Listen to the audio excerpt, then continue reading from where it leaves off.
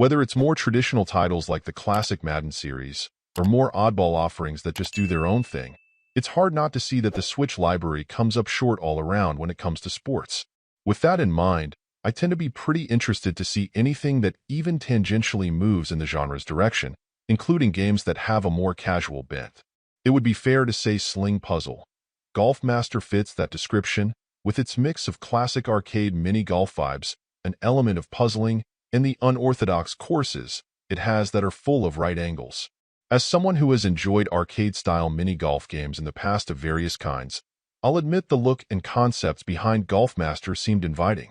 Working carefully to set up your shot, plotting the angles to try to make it around turns and around obstacles, and then attempting to sink the ball in as few shots as possible. There's no doubt that throwing courses that curve around sharp angles throws an additional complication into the mix, and to some degree that adds a certain fun factor. Since your ball will simply bounce off of right angles, you'll need to look for opportunities from ramps, or even shoot off the edges at times to get to where you need to go. That does add some flavor, but it isn't quite enough to gloss over some problems you'll run into. One consistent and often pretty major issue is simply the camera and trying to get a good look at the shots you're trying to set up. The game does try to be as helpful as possible, even going as far as including an indicator for your ball's trajectory to assist, but even that can't always compensate for the obstacles the game's design and engine run into when trying to get around courses that have right angles everywhere.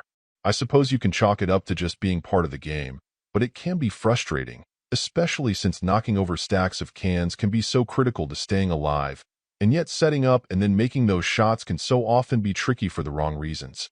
It's one thing when you've put yourself in a bad position and need to take it upon yourself to recover, but it's another when it feels like in the name of being different the developers painted the player into a bit of a corner at times.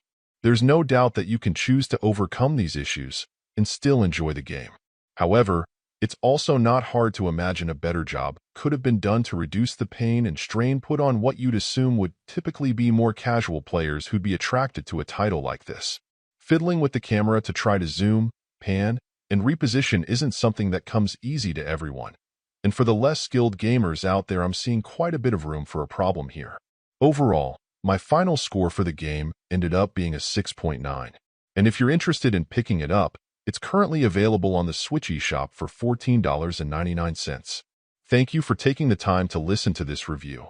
And if you'd like more information or ideas of indie games worth checking out on Switch, be sure to click on the link provided in the description. Until next time.